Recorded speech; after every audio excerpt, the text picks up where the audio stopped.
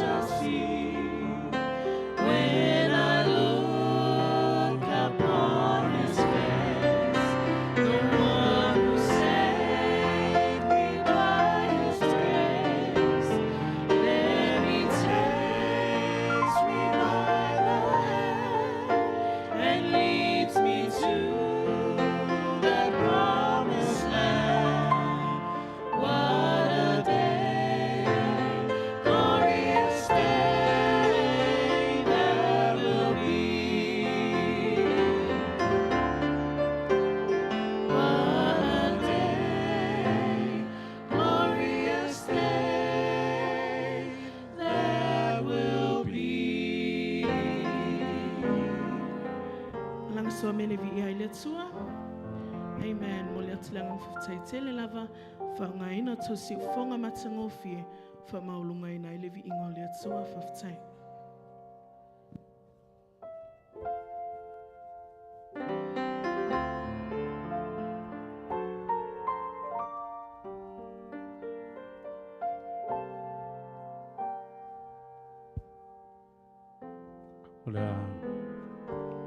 Ta lolo ia tulanga masa ia ta tu tunu ia na tulanga siri na maulunga tulanga o tulanga ia ala I tulanga tu tupo le soifuanga ia ala mai le swafa ban malo o lo ta tu rio Yesu Kristo te fa talo fa tuai o folo fatu fa felo yatu ia malo soifuanga via su mai matala au mai ia o ato faina le po e tu sola tato po kalame ia e whaftai ua ta oto lava tūlanga ma tōtongia o le nei whanyaso ia awa tato sumai ma tala au mai tato te moni mawina ia le po kalame ma le FEAU ato faina le atua o le FEAU o le tapenanga ia wana talata bai whaitatoa ia ua leo te mamao le aso e fio mai eilo tato o le iman malo o Yesu Kristo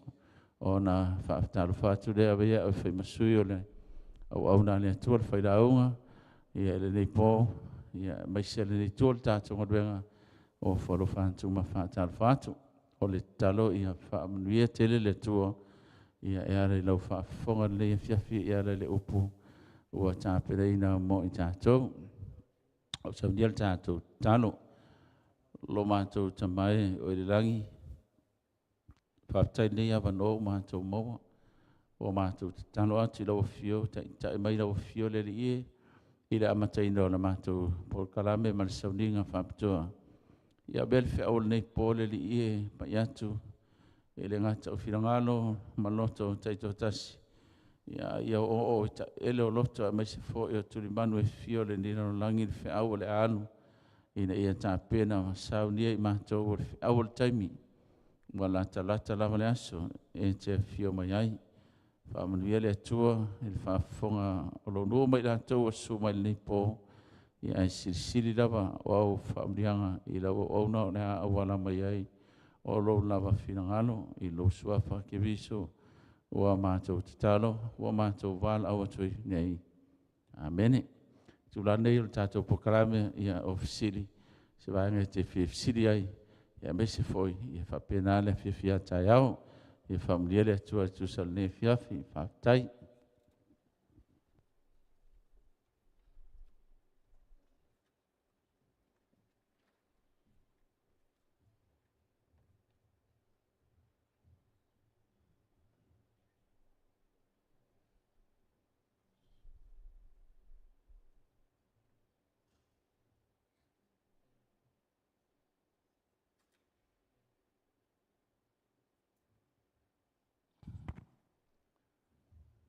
Ia temi foi neo tātou sili matali, tai lele lo fole tu maula amno tātou whelua i ai. Ia telu ai o lo tele na wa ma tele I Whapritania tātou FEAU. Ona ole nau ole nganga I mwhaino atu I lau tele o tangata. O ele mamna mai tātou ngana. Sia e la sefsili a Whapritania, e saunole Whapritania. Ia na taliet foi lea a foi fa Samoa taliet foi fa Samoa ia ale wa no temi tatu sili ai sau silo au lunga. If you have any questions you can ask. If you want to ask it in English I will respond likewise. If not you can ask it in Samoan if you want to and I will speak in Samoan. Sila I lunga au pe isa tātou sili, tātou mtau pua umana laungaina.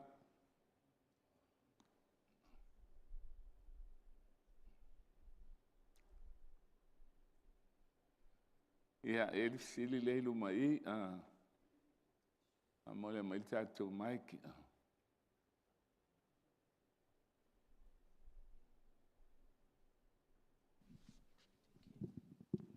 Testing. Thank you, Pastor. Yeah. My facility was based on your maka upu last week about the calendars. Yeah. So there was the Julian calendar, Yeah. the Gregorian calendar that led into Tula Epa's calendar. I believe that the Gregorian calendar it jumped from the 4th to 14 in 1582. 1582. Yes, and so my question was like, I don't know the difference from the Julian calendar and the Gregorian calendar, and then leading into Tula Epa's, how he changed the, he made Samoa celebrate or go see the Sabbath like on a first day or something. Yeah. So my facility is that I just wanted to know the difference from the Julian calendar and the Gregorian calendar, and also does it make a difference in the days because how Tula Epa changed it, but it was already changed in 1582 from the first calendar, Julian calendar. Yeah. Okay. Right from the time the Israelites collected the manna and learned for 40 days what the seventh day of the week is. And right up to the time of the Julian calendar, that's Julius Caesar, the pagan Rome, who was ruling the world at the time. And Julius Caesar called the Julian calendar. It was, they had enough instruments to know how to go from a monthly. See, before that, they only know how a day and night, and they know that in 30 days, the moon circles the earth. So they call it a lunar calendar up to that time. But when Julius Caesar came, they had enough instruments to know how to go for a year, an annual time. And so they came up with a calendar of 365 days and a quarter day for the earth to go around the sun. It becomes a yearly calendar. However, the trouble is the earth doesn't take that long. In other words, 365 is too long for about 10 minutes each year. It's a little bit shorter. And so it took 1,500 years before it was so behind that the season was 10 days ahead with the calendar, and it had to be adjusted. So Pope Gregory comes up with an idea that they will adjust it every 100 years. So we still have a calendar of 365 days in a year and a quarter day, but it's now being adjusted every 100 years so that it won't fall behind anymore. And so we come on 1582. It was Thursday. And then on Friday, all of a sudden, it jumped 10 days from the 4th to the 15th. But the weekly cycle remained the same. Sunday, Monday, Tuesday, Wednesday, Thursday, Friday, keep on going the same. So the weekly cycle was preserved, but the calendar was adjusted 10 days back because of the flaw in the Julian calendar. Now, by 1830, when the gospel was brought to Savai'i, Mataniu Whengai Maliata, John Williams had already gone on a 7-day cycle. So they brought the Gregorian calendar with them. In 1892, when the calendar was changed, there was no question on 7 days per week. But when they changed it, what happens is on Sunday night, it was the 4th of July, 1892. And then when it got to 12 o'clock Monday, it went back to Sunday.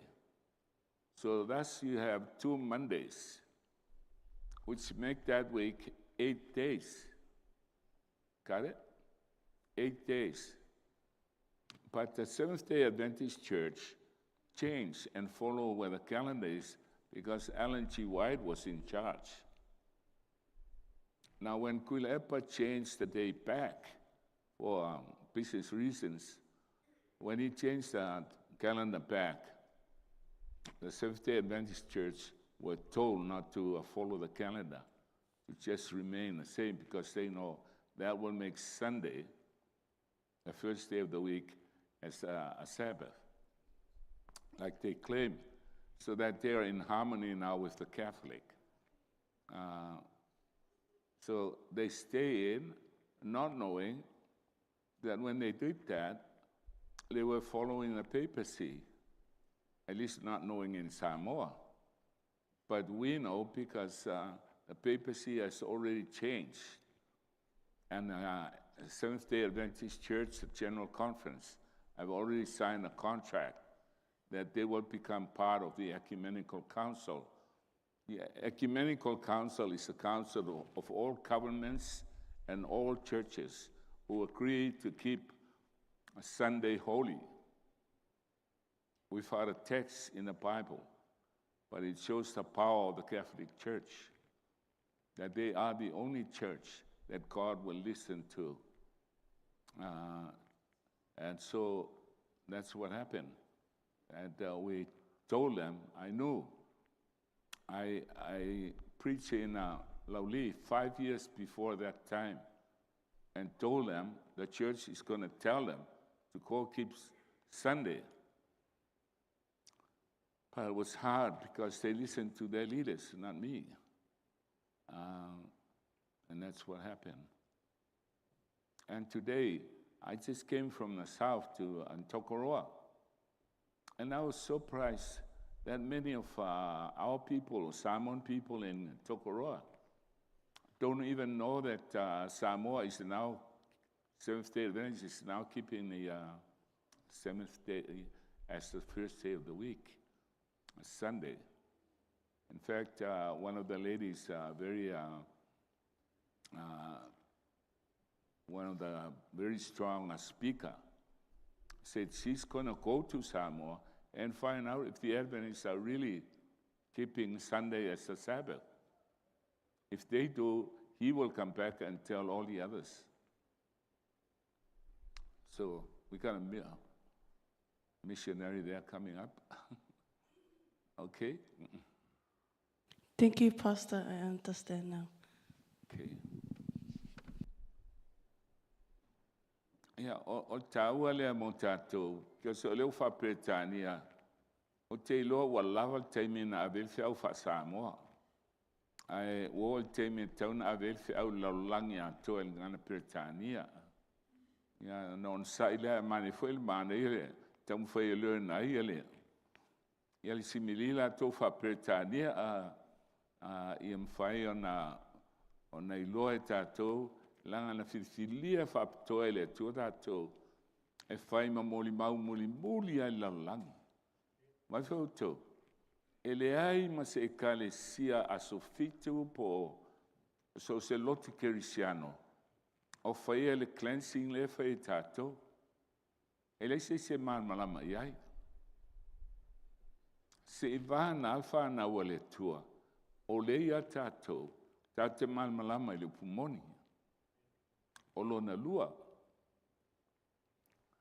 Ina ua whātui lungal tātou saini Samoa o le angelu lona whā. E le ai ma se si lotu i laulangi. Ngā lua e masana angelu lona whā. Ai sea. No manatu e alu lau broadcast il Chesuruna. Ai oso tu il Chesuruna e tai maua se fulu isi lotu la tau sia sa o sa wai o le Chesurun. Sa tam fai e utitoe. Ai foi ota le rongo o e kalisia o e utitoe tau sia sala o iai. Ai o le angelo na falea na fa sai le tu na kopi sesi. E na o tātua e lia sola, e na o tātua e le fai el clean up.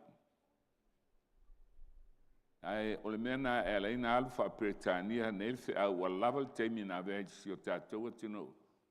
Ai el tātou tiute e sia i fafo i laulangi FEAU. La pusina i tātou tokoroa. Fa moe ruatu i lalo ia. El mele le taupo ma kuiti e po ele ngol. Ai em faina cover e tātou areas phone ai ai. Au tātou iei nei, ia leo tia mai uma tātou. Ia ai se tūl tia mai le loa na il ngā luenga. Au le si mea tau teo fuai, wa FEAU e sua se falsa, e oi falsa baptiso. Ta si alfisili, o tau o le pato lo tele. Seventh-day Adventist Church, a whae tulo i o te tala Faapitoa. A tau tulo e independent e ese mai tātou whaasa loa. Ngā fua lawa la tūlo, lawa saini le asfito tau sila sa. O le alawa tūto o tasi nei tātou i laulangi atoa. Al mena na ina TAPENA mai tātou fast full tolu tau sanga taruai. TAPENA mai e le tua le kalisia nei, mai sila fia e le tua. O tātou e vea ma MULIMULI, e la vea i laulangi. Okay? E se tātou sili.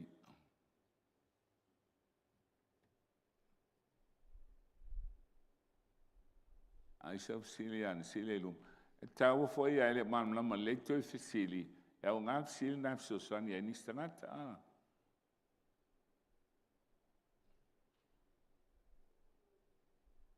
Ale lo se sili ya la alu lo ta tong ta por nei.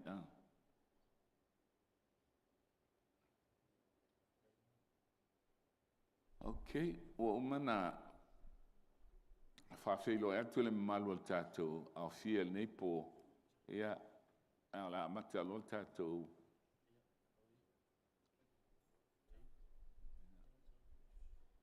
o ile o ia el tatou mai. Okay.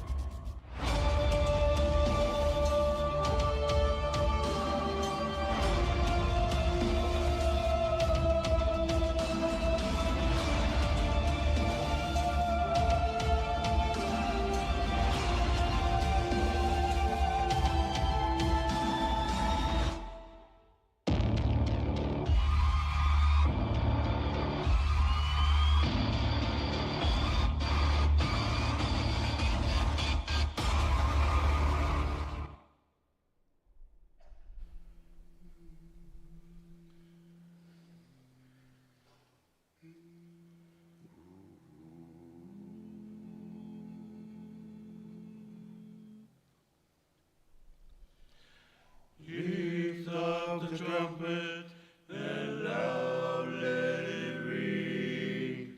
Jesus is coming again.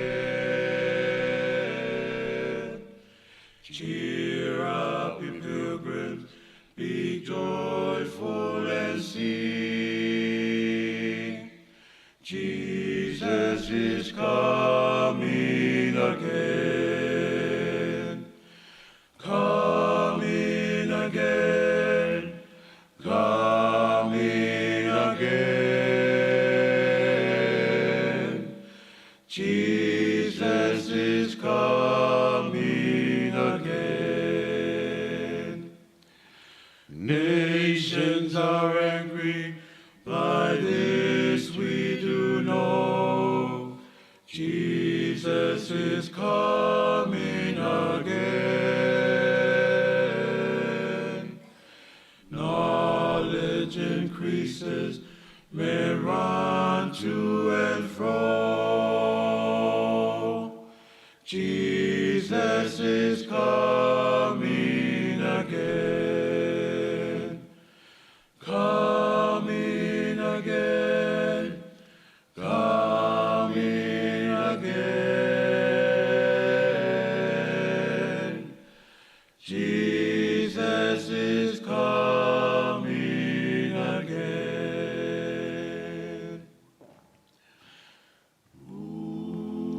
Let us pray. Our gracious Lord, eternal Father, who art in heaven, our hearts rejoice within us, for we know the time has come when soon we will lift our eyes and behold you coming in the clouds of heaven to take us home. We pray therefore tonight, Father, that you will send your Spirit to help us understand the times in which we live and be able to give our hearts, our lives, our total commitment to you before it is too late. And we pray, Lord, for a special bestowment of the Holy Spirit to move in our neighborhoods and inspire the hearts of every living person that the time has come when they must learn the truth before it is too late. Thank you, Lord, for being with us tonight. Help me to proclaim your word clearly so that they will understand and rejoice with us for that day when you will come to take us home. Thank you, Lord, we pray. Amen.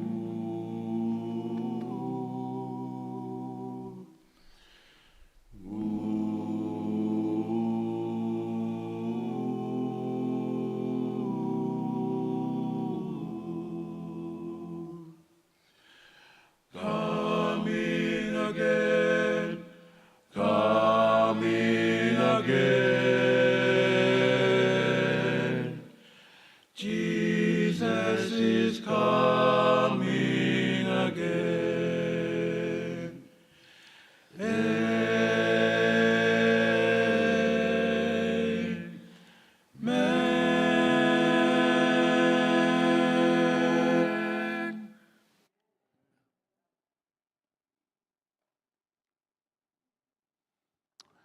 Tonight we will listen to the word of God as he speaks to us, guiding us and leading us so that we may not only understand the times in which we live, but to prepare ourselves for that day when Jesus will come.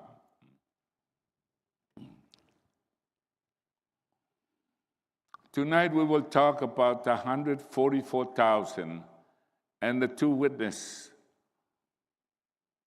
This is a special message that God has hidden from the world. They don't understand it. But we know the times. We know the time of the judgment has come. The judgment of the living. If you check through the media, you won't find anybody talking about the judgment of the living because nobody knows about it. But Jesus will not come until there is a judgment. And that judgment, there comes the close of probation, and then Jesus will come. So tonight we will look into this. For the time has come, 1 Peter 4:17. For the time has come for judgment, and it must begin with God's household. Why? The world does not know anything about Christ. They don't know anything about the law of God. There is no judgment without a law. If you are taken into court, the first thing they read is what the law that you break. And so for a judgment to happen, there has to be a law. And now the whole world is pronouncing there is no law anymore except God's people. Time has come for judgment. It must begin with God's household. Now, this phrase has been in the Bible ever since it was written. How do you know that the time has come now? Now is the time. Let's look. And if judgment begin with us, what terrible fate await those who never obeyed God's good news, the gospel. Now, we have to introduce 3 books called God's love books. You see, when Christ was born, the Bible tells us exactly where Jesus will be born. But the Bible didn't say anything about the time when he will be born. That was left to the stars. And the wise men from the east followed the stars. They know exactly that the King of the Jews has been born. However, they didn't know where. So they have to go ask the Pharisees and ask Herod, where will the Messiah be born? It takes two things to happen. Now, the 144,000 is simply an extension of Christ's love and Christ's grace. How do we know? Christ died in Jerusalem, just outside Jerusalem. He died for his church. But now we're going to talk about the two witnesses who will die in Sodom and Egypt, way far away from Jerusalem, because God will extend himself through the 144,000. And that's why they die in Egypt and Sodom. Now let's look at the book of nature. Psalms 19, 1 and 2. The heavens declare the glory of God, and the firmament show his handiwork. Before the book, the written word, was given, God gave us the book of nature. The flowers, the leaves, the rain going up, being purified and coming back down. All of the book of nature tells us of the love of God. Even the heavens and the stars tells us the love of God. Day unto day uttereth speech, and night unto night showeth knowledge. It's like day and night speak to us that there is a God who made all of these things. When did that happen? On the 26th of September, 2017, the book of nature spoke. Just like what happened with Christ. When he was born, the stars came out. And now the stars again came out.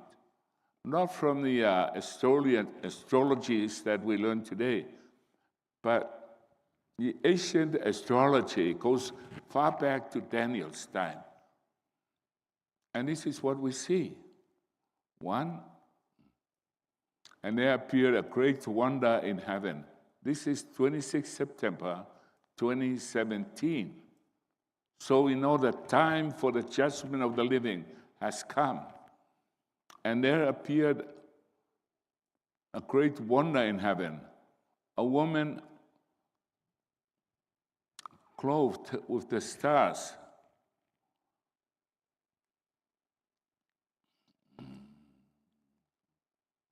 Sorry.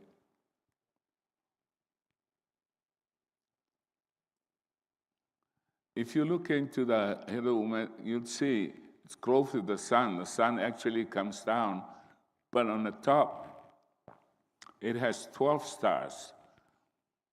Those 12 stars are the 12 stars in that woman that talks about in Revelation chapter 12. And there appeared a great wonder in heaven. And this actually happened on the 26th of December, telling us the time has come for the judgment to begin in the house of God. And incidentally, again,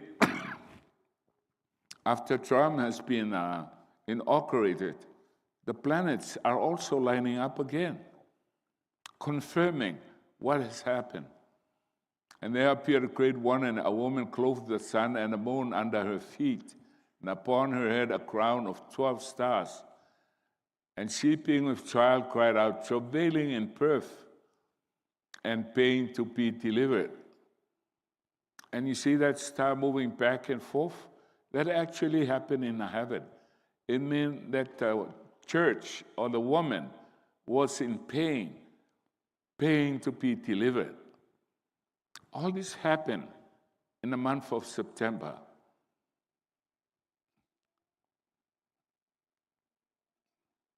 So you have the book of nature. You have the written word.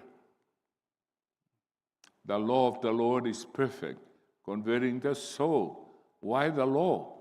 Because everybody else in the world is pronouncing there is no more any law. Converting the soul, the testimony of the Lord is sure, making wise the simple. The statutes of the Lord are right, rejoicing the heart. The commandment of the Lord is pure, enlightening the eyes. The written word, the Bible. And then we have the third book, the Spirit of God, Psalms 19, 12 to 14. Who can understand his error? Cleanse thou me from secret faults. Keep thy servant, back thy servant also from presumptuous sins. Let them not have dominion over me. Then I shall be upright. Then I shall be innocent from the great transgression. Let the words of my mouth and the meditation of my heart be acceptable in thy sight, O Lord, my strength and my Redeemer. In Matthew 12, verse 30, we see where this great sin or the unpardonable sin, he that is not with me is against me. You see, all this happened on the 26th to tell us that the judgment of the living has begun.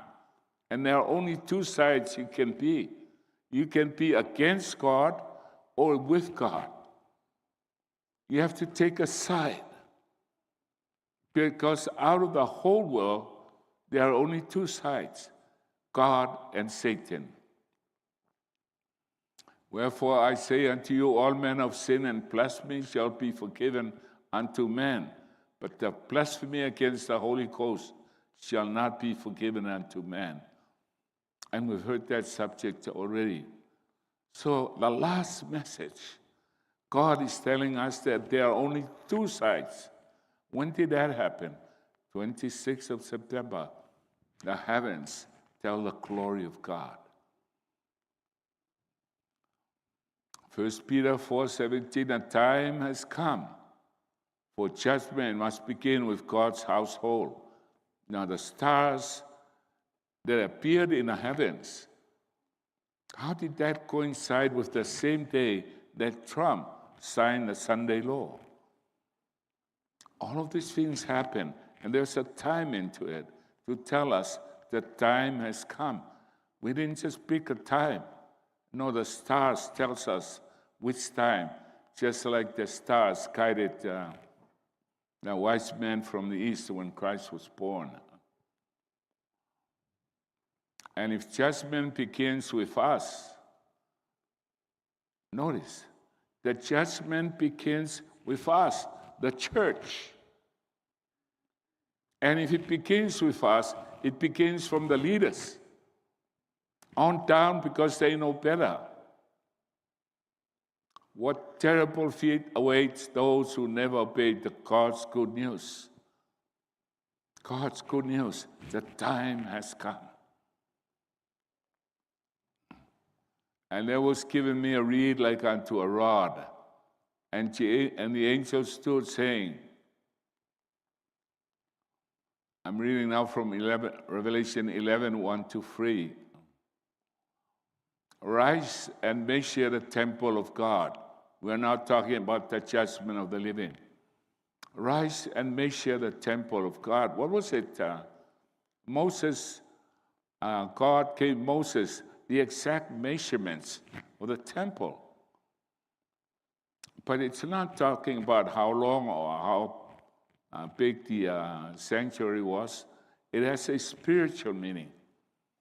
Measure the temple of God. Secondly, measure the altar. And thirdly, worship the people that worship therein. But he said the outer courtyard is without the temple. Leave out and measure it not. Measure the most holy place and the holy place. See, the altar of sacrifice is in the outer courtyard. And the instruction says, don't worry about that. For that is given to the Gentiles, and the holy city shall they tread underfoot 42 months. That's 3.5 years. A day for a day. In other words, it will be persecuted. And I will keep power unto my 2 witnesses during that time. And now the question comes, who are the 2 witnesses? And they shall prophesy 260 days, 60 days, clothed in sackcloth. Okay, and they shall prophesy, notice, 1,260 days. So the 3 things are measured. This is the judgment of the living now that began on the 26th of September, 2017. Measure the temple of God. What does that mean? 2, measure the altar. What does that mean? 3, measure them who worship therein. Well, who worship in that temple?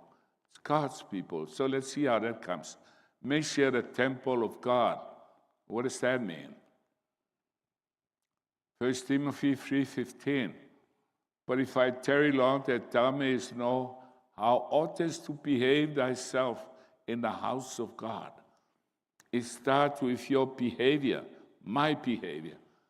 It starts with how we act inside the church.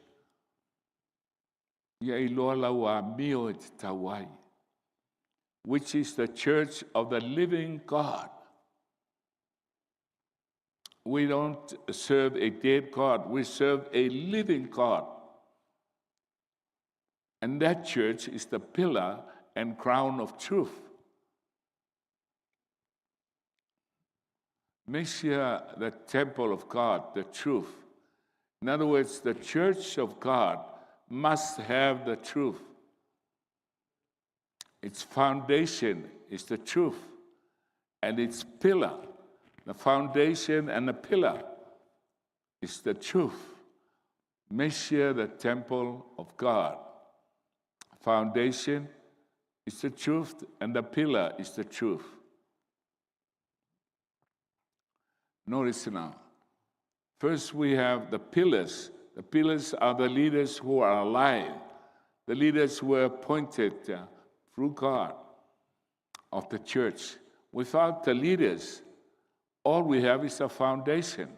The prophets and the apostle chosen specifically by Jesus Christ. He is the cornerstone. Ephesians 2 verse 20, and are built upon the foundation of the apostles and the prophets.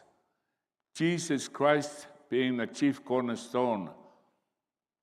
So that the cornerstone, the length, the height, and the breadth is all measured according to this cornerstone. And that is the reason why, even though Christ has ascended into heaven, when he rose, he came back, especially to appoint Saul to replace Judas, because they must have 12 apostles. John 6:63, but they're all dead. And Jesus said, it is the spirit that quickeneth. It is the spirit that makes it alive. The flesh profiteth nothing. The words that I speak unto you, they are spirit and they are life.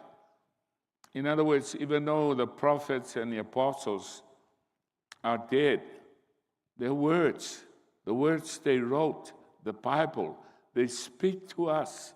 Today, they speak to us the truth. And that is why we cannot appoint any apostle or any prophet. And someone said, well, how about Ellen G. White? Don't you guys worship and believe in Ellen G. White? Ellen G. White was never appointed by the church. She was 12 years old when God called him. And we know that he was appointed because every point that went to Daniel, when he sees a vision, Daniel has no breath. And yet he speaks Ellen G. White is the same thing when she's in vision. So he wasn't appointed by man. She was appointed by God himself. Spirit makes alive. The flesh is dead. Doesn't mean anything. But the words, the Bible that I speak, they are spirit and they are life. Now notice Ephesians 4 verse 11. In addition to the prophets and the apostles, the Bible says, and he gave some apostles and some prophets. That's the foundation. And some evangelists, pastors, and teachers. Now, even though the apostles and the prophets are dead, but today we have evangelists, we have pastors that take care of the church, and we have teachers who teach us the word. And because we are alive, therefore the church moves forward. If it was just a foundation, all we have is a story, but no church, because the apostles are dead. So you have the pillar and the foundation of God's church going through the judgment of the living. Measure the altar. Well, why do you measure the altar? The altar is for an offering. What is the offering here? The offering is Jesus Christ who died. Only Jesus can save us. That's why we have that message right from the word go, right from when we started this church 43 years ago. It's not a new message because this is what we were called for. Only Jesus can save us. Listen to the Bible. Revelation 5:12. Here are the 24 elders before the throne, saying with a loud voice, "Worthy is the Lamb that was slain to receive power, riches, and wisdom, strength, honor, glory, and blessing." Worthy is the Lamb. Only Jesus Christ can save us. No church died for us. No minister died for us. Only Jesus. That's why years ago, the message was given to us, and it's going on today. Measure them who worship therein. Measure us, the worshipers. The leaders are being measured. It starts from them on down to us. We are being measured. About what? In Philippians 1, verse 27 to 30. Only let your conversation becometh the gospel of Christ, that whether I come and see you or else be absent. What does that mean? That means we must live a life according to the gospel, according to what we preach. Only let your conversation becometh the gospel of Christ. That is what God is measuring. Whether our words, the way we live, runs together with the gospel that we preach.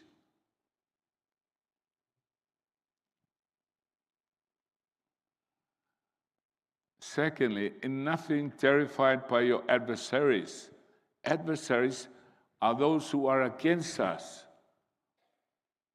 You know, whenever God's church is in battle, it's battle from without and from within. But the Bible said, don't worry about those who are against us. That is a sign of them that they are lost. Ole Failauga, ole Malaya. Why? Because God's people, they strive together. You know why? Because you find in Romans 12, verse 1, I beseech you, therefore, brethren, to give your life as a sacrifice, a daily sacrifice unto God. And then in verse 3 on down, it says, when you speak, speak according to the position of faith. If you're a deacon, speak as a deacon. But today, you have people who are deacon try to tell the elders what to do. Elders try to tell the ministers. And if they don't, they won't support the church. All those people will be taken out and cleared away. Because God's people, they struggle together. And the one heart to one mind. For unto you it is given in behalf of Christ, not only to believe in him, but also to suffer for his sake. Let me ask you, are you suffering? Are we suffering because we have to fight a war and kill people like in the olden days? No. You know what we're fighting against? It's the kusanga. Am I right? If we suffer anything, we suffer the kusanga. And that's why a lot of people hate the kusanga. But God's people, they love it. You know why? Because it faced them with a challenge so that they can believe in God, that God will provide.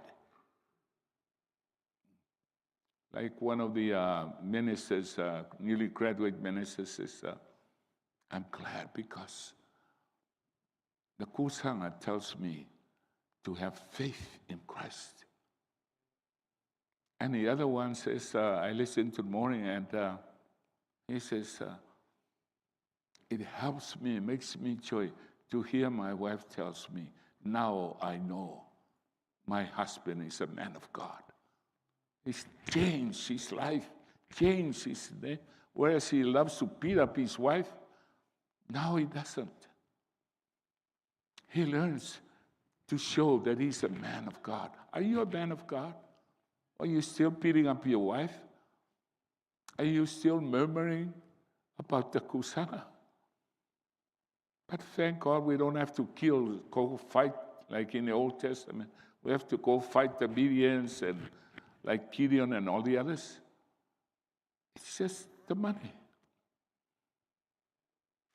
But God will provide for us when you have that faith.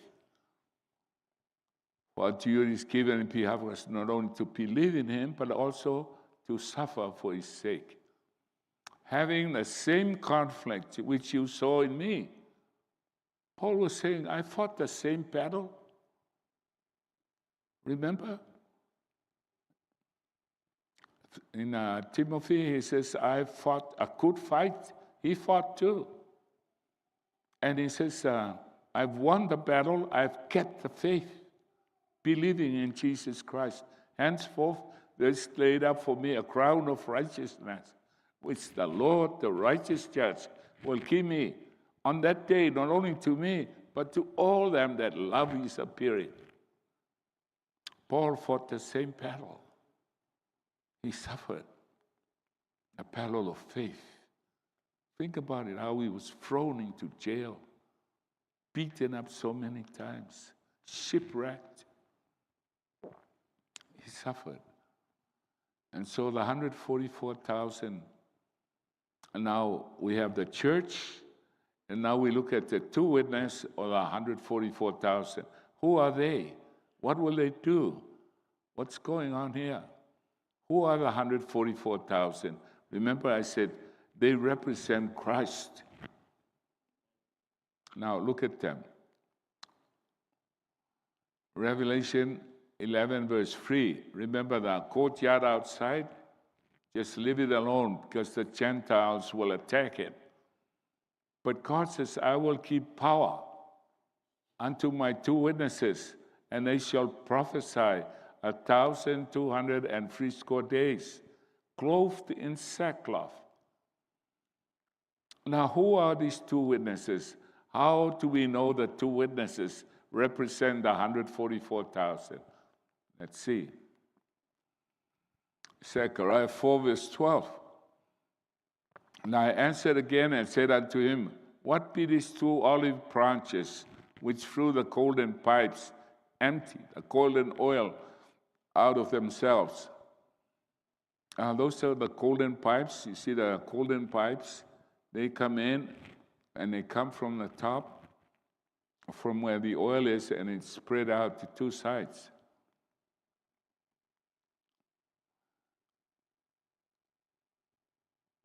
And he said unto me, knowest thou not what this be? And I said, no, my Lord. And then said he, these are the 2 anointed ones, the 2 witnesses, that stand by the Lord of the whole earth. These are the 2 olive trees and the 2 candlesticks standing before the God of the earth. Who are they? Verse 5, if any man will hurt them, fire proceed out of their mouth and devour their enemies. If any will hurt them, he must be in this manner be killed. I think we missed one slide here. Let's go back. These are the 2 olive trees, and the candlestick standing before the God of the earth. Then said he, these are the 2 anointed ones. Now, you remember, the word anointed means the Messiah. When Jesus was anointed, when he was baptized, he became the Messiah. But these 2 witnesses are anointed one. They become like the Messiah that stand before the Lord of the whole earth. In other words, they will represent Jesus Christ. And as we watch, we realize what is happening. These are the 2 olive trees and the 2 candlesticks standing before the God of the earth. Remember, the anointed ones. And if any man will hurt them, fire comes out of their mouth, devour their enemies. If any man will hurt them, he must be in this manner be killed. They cannot be destroyed. God's protection will be upon them. You'll hear planes coming to attack us, and they can say, burn, and they will burn in midair. And during the time of their action, 3.5 years, nobody can hurt them. But they bear witness to the world. This is the time when the message will get out to the world, and everybody will listen because they see this 144,000 that cannot be destroyed. This power to shut heaven, that it rain not in the days of their prophecy, just like Elijah and Moses. They have power over waters to turn them to blood like Moses did, and to smite the earth with all the plagues as often as they do. Now, right now, our TMIs and all of us are doing our best to kalai, but people laugh at us, and only few come. But when they see the power of the 144,000, the whole world will turn their attention. Why? Because it is then they realize there is a superpower far beyond anything we know that's controlling these people. 7, and when they shall finish their testimony, 3.5 years, the beast that ascended out of the bottomless pit shall make war against them. What is the beast that came out of the bottomless pit? That is Satan. That's Revelation 17. Satan will finally attack them and kill them. And their dead bodies shall lie in the streets of the great city, which spiritually is called Sodom and Egypt. Did Jesus die in Sodom and Egypt? No, he died in Jerusalem for his church. But now that grace, that love is now extended to the rest of the world. We're not saved. spiritually called Sodom and Gomorrah. Sodom is the worst country in the world at that time as far as sin is concerned. And Egypt, at that time, they think they are gods. They control the gold, the silver, the mighty pyramids, the knowledge. And today the world serves scientific knowledge. You hear this guy who invented the electric car. He's arguing that all this is from the brains of our mind. There is no God. And yet God loves them, and he will extend his love to them. And then in verse 9, and they of the people and kindreds and tongues and nations shall see their dead bodies 3 days and a half, and shall not suffer their dead bodies to be put in graves, just like Jesus. Remember when he died, he went into the grave, he died for 3.5 days. And in 3.5 days, he rose again. So these 144,000 will die, and they won't be buried. They'll just lie there, and nobody can bury them. And they that dwell upon the earth shall rejoice. They're finally happy because they see that they have been destroyed. These people that have done a lot of damage to them. And make merry and shall send gifts one to another, because these two prophets tormented them that dwelt on the earth. And after 3.5 days, the Spirit of life from God entered into them, just like Jesus. After 3 days, they stood up. And they stood up their feet, and great fear fell upon them which saw them. They were afraid when they see them arise. And they heard a great voice from heaven saying unto them, Come up hither. And they ascended up to heaven in a cloud. And their enemies, the world, see them. They all ascended into heaven, just like Jesus. This same Jesus which you see ascending into heaven shall so come in like manner. And so the 144,000 will be ascending into heaven. Verse 13, and the same hour there was a great earthquake. Wasn't there an earthquake when Jesus died?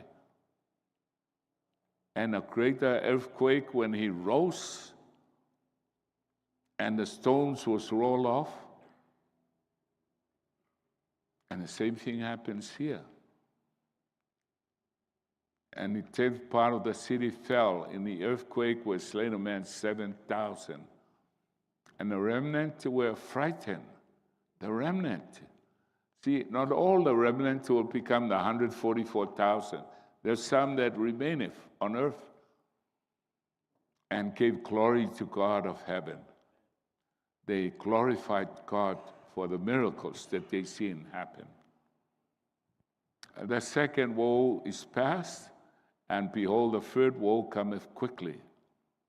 The third woe is the final destruction that will almost come right after another one.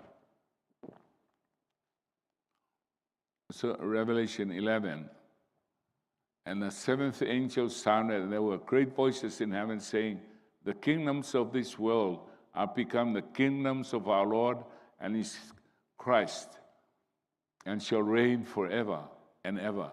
This is the voice from heaven, from the 24 elders sitting before the throne of God. God has overcome the kingdoms of this world. After 24 elders which sat before God, and their seat fell upon their face, and they worshiped God when this happened. And in verse 17, saying, we give thee thanks, O Lord God Almighty, which art and was and art to come, because thou hast taken to thee thy great power and hast reigned. Christ has conquered his enemies. Now then, remember I told you that when the Bible was written, it was just one book. Man, years later, try to separate it into chapters and verses so it's easier to find a text. But actually, now after verse 17, the scenery goes back. So you look in chapter 12, it should have verse 18 to 19. The nations were angry. 17, they glorified God has overcome the world. But in verse 18, it went back to the time of today. The nations are angry. They're getting ready to fight against each other. The wrath is come, in the time of the dead, that they should be judged. 1844. They should give reward unto thy servant the prophets, thy saints and them that fear thy name, small and great, should destroy them which destroy the earth. Chapter 12, it should start with verse 18 of chapter 11. And then the next chapter is 12. Revelation 18, 19, we got it there. But then we have the chapter 13. And I stood upon the sand of the sea and saw a beast right out of the sea, having 7 heads and 10 horns. That's the kingdom. The papacy that was ruling in Europe, it now rise up. It's in America. 7 heads and 10 horns. 10 horns represent the crowns or the kings in Europe. Upon his heads, one church, the Roman Catholic Church, the name of blasphemy that was against God. And then next to that, verse 11, I'm still in chapter 13, 1 to 18. It talks about another beast. Come out, he had 2 horns and a lamp, spake as a dragon. This is America. America is now rise up. Remember the buffalo with 2 horns like a lamp? It's now come into existence from verse 11 to 18. And it says, here is wisdom, let him understand, count the number of the beast. That's the papacy. America will enforce the papacy and its Sunday law. His number is 666 days. And then we go into chapter 14. It starts with verse 1 to 5. I look, and lo, a lamb stood on Mount Zion, with him 144,000. No longer the 2 witnesses. Just came out straight. Later, the 144,000, having his father's name written in their foreheads. You remember in Matthew 7, verse 21, he that doeth the will of my Father. And if you read in James 1, verse 18, it talks about the people who are born of the truth. Remember the Sabbath day to keep it holy? You remember in your foreheads. These are Sabbath-keeping people. They stood on Mount Sinai, the 144,000. And with him, 144,000, having his father's name in their foreheads. And the smoke of their torment ascendeth up forever and ever. And they have no rest, no night, who worship the beast and his image, and whosoever receiveth the mark of his name. Remember? The United States of America, 667, United States America, 7 letters. America shall exercise all the authority of the first beast, that's the papacy, and require all the earth and its people to worship the first beast, whose fatal wound has been healed. That's happening today. Vicarious Filii Dei. 667 will enforce the 666. That's happening right now with Project 2025.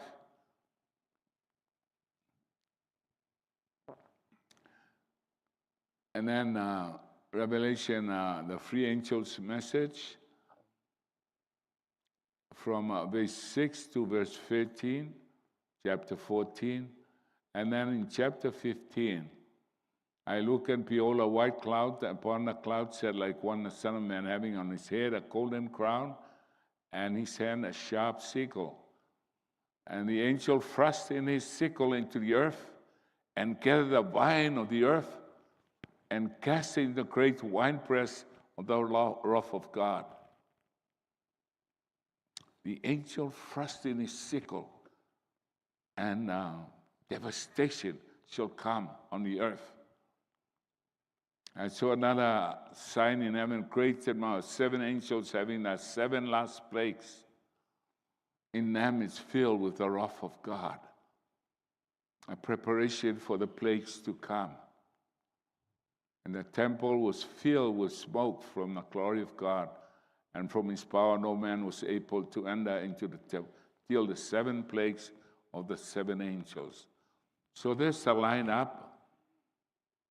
Plagues shall come. And incidentally, if you look today in the media, the papacy is announcing the 3 days of darkness. Why? Because the earth will be so dark with devastation when the angels let loose all the devastation that the earth seems to be darkened. So the plagues will come. Do you know? There's 3 times, and the plagues takes only 1 day. See, it hits one part of the earth, hits the other part of the earth, 1 day.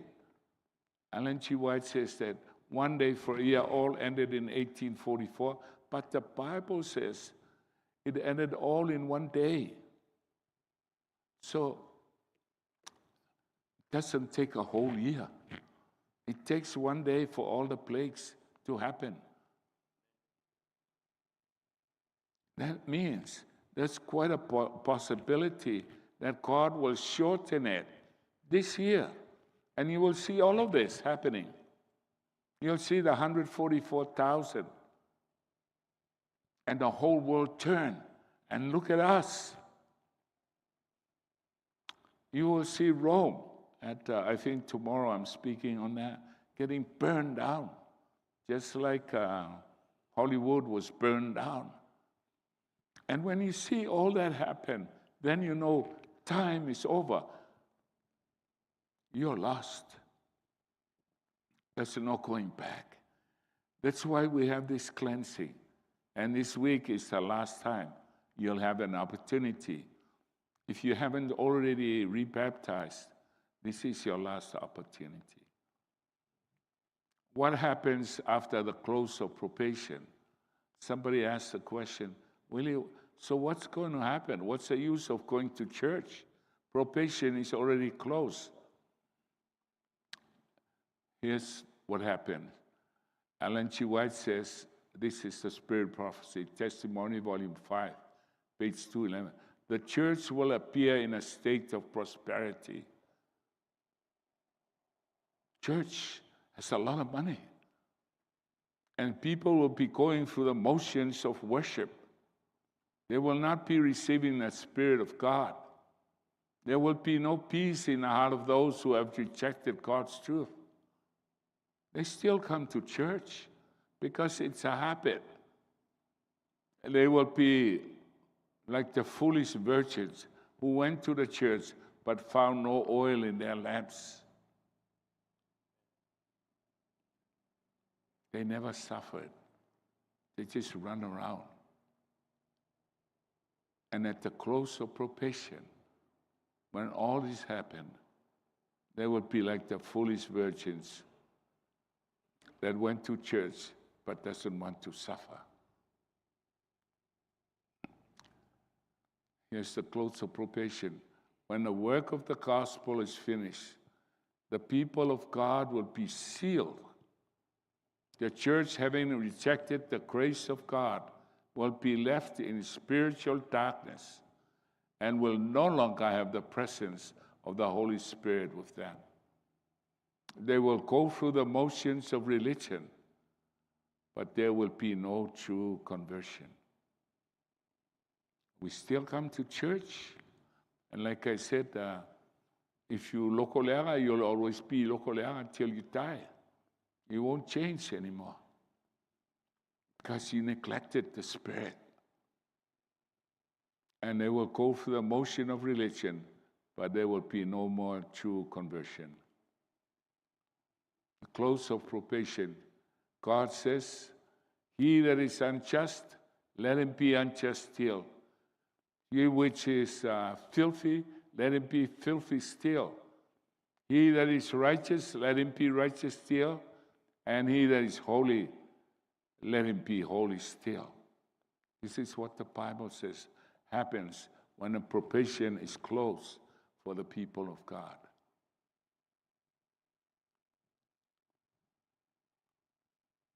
First Thessalonians 4, verse 2-4. For you know quite well the day of the Lord's return will come unexpectedly, like a thief in the night. The world don't know. When Jesus comes, he comes like a thief in the night. But listen, when people are saying everything is peaceful and secure, then disaster will fall on them suddenly as a pregnant woman's labor pain begins, and there will be no escape. But you are not in the dark about these things, are you? After all that we preach, are you still in dark? That we're right there at the door? And you won't be surprised. You will know when the time has come for Jesus to come. The harvest is past. The summer is ended. And we're not saved. And that's your cry. Because you've been stubborn, still refuse to accept by faith what God has given us. Tonight, you can come to Jesus and make things right with him. Tonight is the day when we must make right with God. And those who want to make sure everything is right with God and prepare us, will you all come up here and let's have a prayer together? All of those of you who are prepared, will you come up? And I will offer a prayer for us.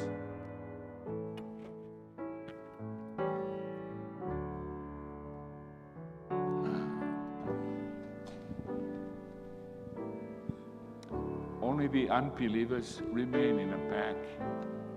But if you believe that you want to be in heaven, and now is the time for you to be cleansed and prepared, will you come forward?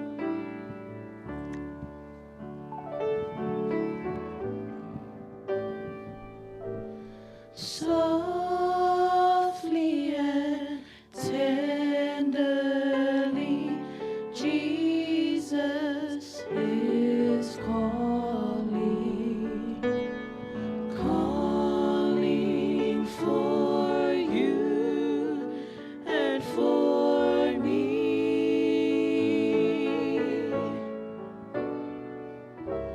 See on the portals, he's waiting and watching for you and for me. The Bible says that in the days of Noah, Come home, so shall it be when the Son of Man cometh. In the days of Noah, out of 1 million people, only 8 obeyed God. Only 8. Time is over. The whole world doesn't know what's going on because they have turned against God. But God selected a humble people. Jesus. The people, we were not slaves like the Israelites, but we were treated like slaves. Because our leaders in the conference believe that when they speak, Samoan will move. Why should we tarry when Jesus But now God used that people is to show the world what He can do. pleading for Shall we bow our heads as I pray? and for Our gracious Lord, eternal Heavenly Father, we are so thankful that you reached down from heaven and prepare us to be a witness to the world of what it means to stand for you, to stand for your truth, even though the world may be against us. And we pray, Lord, that the message through us will get through to the world. And even though English is not our natural language, we try our best to reach out in English for the people of this world, because you have called us in this final hour of Earth's history. And as we come to this last week, the last week when we must be ready, tonight, Father, we stand before you. If there's any pride, if there's any sin left unchecked in our hearts, please, Father, forgive us. Cleanse us from all sin and all unrighteousness. So that if you come tonight, Lord, if you come tonight, we will be ready to go home, because you are with us. Thank you, Lord, for all that you've given us. Thank you for your love that knows no understanding. Thank you for your grace that cleanses us and wipe us clean. We thank you, Lord, for all of this and much more. We pray and ask in Jesus' name. Amen. Okay, thank you.